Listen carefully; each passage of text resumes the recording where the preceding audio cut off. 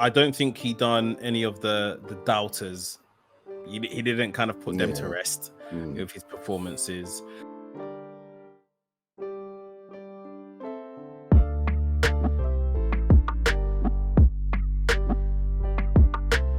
Let's start by talking about the debutants. Obviously, we had a number of new people in the team.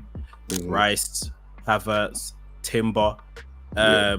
What did you think of their overall performance before we kind of look at each one?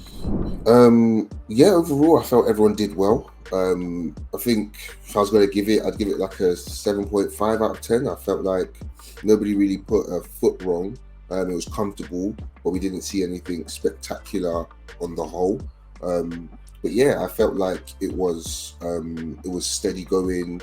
You kind of see what kind of roles they're trying to play, what they're trying to do, and just getting used to them. It's such a different look Arsenal. I remember you put in the group chat, obviously missing Xhaka, or it just looks weird without Xhaka, and you're just like, there's been a lot of changes to the team, the way we even set up and everything. So it just does feel like a bit of a new look Arsenal. But overall, yeah, I thought they did well. I thought they were steady going. Maybe I won't say played within themselves, but kind of just like, kept it ticking over. I think there was one stand-up performer who we'll get into, but the overall, no complaints. Hopefully it just continues to get better, and that's just like a baseline for performances going on into the future. I guess let's do it like good, bad, and the ugly. Let's break it down like that. Yeah. Now, to be fair, I'll probably say two of these were good. More, it's like good, promising, and ugly, I would say.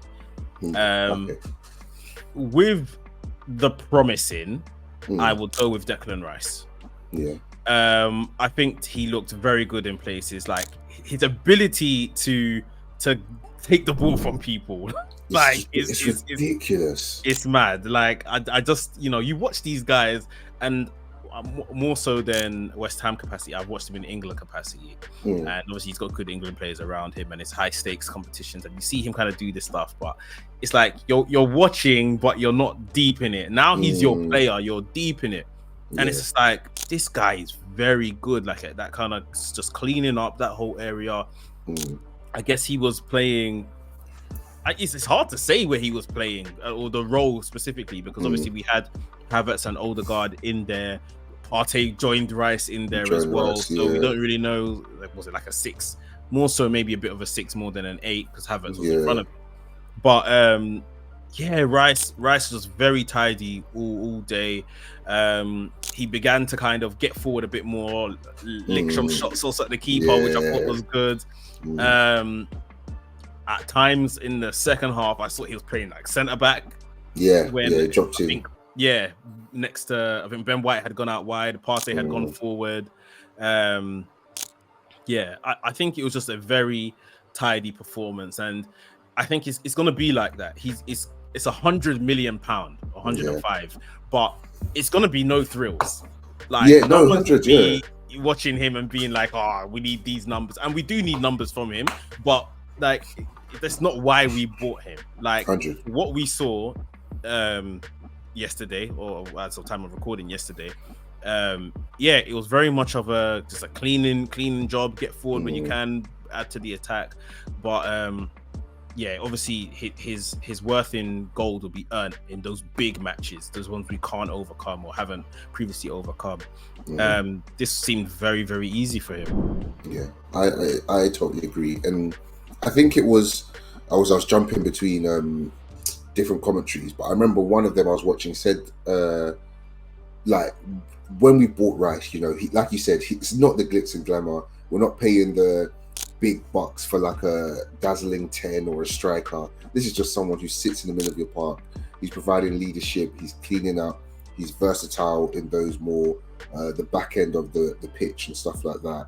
And it was just that. He's just there mopping up, getting the ball back in like 10 seconds. I think there was a time maybe it was the second half, I think we had like 85% possession. Like, he's just, I think it's just, looking at him, you can just tell what he's bringing already. Like you said, dropping back into centre back, he's got that defensive mindedness, and he's not dropping back there just for a body. He's he's more than competent in those positions. So yeah, I think good. He was very good, and yeah, just more of the same moving forward. Yeah, I mean, you kind of have to temper expectations as well as your opinion, because it was just Nottingham Forest and stuff. Yeah, At home. But it's what you could ask for a first competitive appearance. Yeah. I mean, there wasn't a foot put wrong, I would say. So yeah. Let's talk about Havertz. Okay. Now, I just didn't see him. During the first half, especially. I remember there was one run where he beat like a right back maybe and got the ball in towards the middle. Apart from that, I couldn't see him. I couldn't necessarily see him asking for the ball, wanting the ball, putting himself in positions to receive the ball. And then I think it was within the last 20 minutes or so, maybe he obviously went up top. Yeah. He didn't really do much. I remember the occasion where I think it was from a corner. This is where he went down holding his head, and then Ilanga broke him, and Taiwo Avini broke and just did the Mazar, and that's when they scored a fantastic counter-attacking goal. Yeah. I don't want to say Havertz was to blame for that, but but it just doesn't look good. It doesn't look down good when they went and scored. Then a couple, obviously, in the last 5 minutes when Nottingham Forest were really pushing, a couple balls over the top when Havertz was in, and I was thinking, man, like you have no legs, like bro. Past these man, again, it looks like the fitness weren't there, because he looked like he was treading on water. And I've been told that he doesn't look slow, but I've been told he's like deceptively quick and stuff like that. So I was expecting I'm expecting to see it at some point, but I think there was a chance when he was like through on goal, but he just never looked like he was going to get to be through on goal. You know what? He reminds me, the way he was playing, he reminded me of like Iwobi, not in terms of like the stylistically or anything like that, but just more. Iwobi was like a link player. He was just there, kind of making the passes, but he would never really get the assists or the goal. He just kind of felt like he's there to make up the numbers. And I don't know if that's part of him finding his way, or, the new system, which again, I'm very understanding of, and I'm still giving him time to, kind of find his way. But he is going to have to contribute, goals and assists for us. So I won't say underwhelmed, but just very much like, he was there. I saw him at times, but like you said, I didn't see him. He didn't pop out of the screen, kind of like how a Saka or an Erdegaard did when they get the ball, or even when they don't have the ball, you can still locate them. I couldn't do that for Havertz. And again, it's only Nottingham Forest. We got the 3 points. He wasn't bad. I did see him in good positions. Even for the Eddie goal, he was actually free. But, as a striker, you're going for goal. But I'm seeing that. So it's good signs, but I'm still just a little bit, you just feel like the 11th man kind of vibe, like, oh, if we swapped you out with Trossard, if we swapped you out with Vieira, we wouldn't miss you. But when he went up front, it was a bit different. Again, it's good to have like a focal point. And I actually don't mind him up front. He's definitely still in the category of, he can do everything else but score. But, for now, I'll keep my the opinions timid and just continue letting him get used to the formation and the system and all that stuff. I don't think he done any of the doubters. He didn't kind of put them to rest with his performances. And like you said, I think it's actually quite worrying if you can swap him out for Vieira, Smith Rowe, or a Trossard, you won't miss it. He doesn't want to fall into that category. No, so definitely. It's early days, but we'll say that about him. Be nice and move on. Let's talk about Timber before. Obviously, he left us. He left the pitch, not the earth. He's still here. He's still alive. Timber, I thought was very, very good. Obviously, we've seen him playing this left back inverted role throughout preseason since he's joined us. And at times it was him and Partey were there, and it was just literally White and Saliba at the back. Sometimes White would go forward and Partey would slot in, or Timber would make up the three at the back. Just very assured, very good on the ball. There was just nothing, nowhere I would say he particularly put a foot wrong either. Just someone that's come in, and it's like, I remember, I think Edu said in an interview a couple of weeks back, it's easy to sign players from Ajax because they play how we play or how we want to play, sort of thing. And he just looks like, he's been an Arsenal player all his life. for more than just a couple of a month or so. So what did you think of Timber? It's not even say he's winning me over. I remember when we spoke about him signing, and we said this was going to be the most. We were saying like he's in terms of levels of excitement, he's up there with Rice, and he's just proving us right. And he's just excellent. He's comfortable on the ball. He loves that little shoulder feint, and then take it the other way. He's slotting into like the back three, like you said. He'll be pushing up a bit, making like these inverted runs, right foot, left foot, just looks solid. He gets back in defense. He doesn't really ever look like he gets out of position. I just felt so sad for him and kind of annoyed at Mikel for not just letting this guy chill.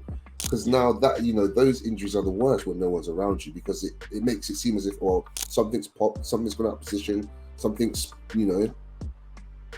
So, but he was outstanding again, and it just feels like I was saying again in the group chat that it just feels like we're not adding squad depth, because now we're already at our, I don't know what you call Tomiyasu, if he's a second, third, fourth, whatever choice, but now we're back again, and it's like, if he goes out now, what happens? And he's not exactly got the most robust body at the moment, so now we're in a position where we've added depth, but we don't really feel like we had it again. But Timber was amazing for the 48 minutes or so that he played.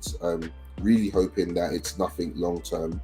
But he was outstanding. I think he probably, if he continues this way, he could easily be signing of the summer for the whole Prem. Because he just looks unfallible right now. Yeah, if they do like the team of the season. He'll be in there. Sticking right back, left back, wherever. It's they've said it's definitely the knee. I think they were hoping that it would be like his calf or something like that. They said it's definitely the knee, which is scary. Hopefully, like you're saying, it's not too serious. He probably had a scan already. If not, probably wait till the weekend's done. But he just looks comfortable. He just looks very comfortable, slotted in, and it really begs the question. I mean, not so much now because he's off injured, but it begs the question: if everyone was fit, in terms of fullbacks, and we can probably bring this conversation to our centre backs as we kind of get into our next conversation. If all the fullbacks are fit, like who is like the starting options? And it's very interesting because of just the level of talent that's about. 100%. I don't know now, because I'm looking at Zinchenko, and it's like, I actually like the fact that Timber's playing left back and can kind of come in on his right. And I know obviously Zinchenko's like the out and out left back, but Zinchenko could probably do that on the right. But again, his defensive ability is obviously always what's been brought into question. To be honest, I'm just happy to balance them both out and just use them, to share games, share matches. Things are going to get so much tougher. I keep forgetting, crazily enough, that we're in the Champions League, and those games are not going to be, maybe, I don't know, but you can't assume that any of these games are going to be easy. Even these teams who are in pot 4, these are Club Bruges and Galatasaray's of the world. Like they're not walkovers, especially away from home. So it's good that we've got this depth. I just hope that we're able to maintain it with no injuries. But first day, Arsenal injury curse strikes again as per.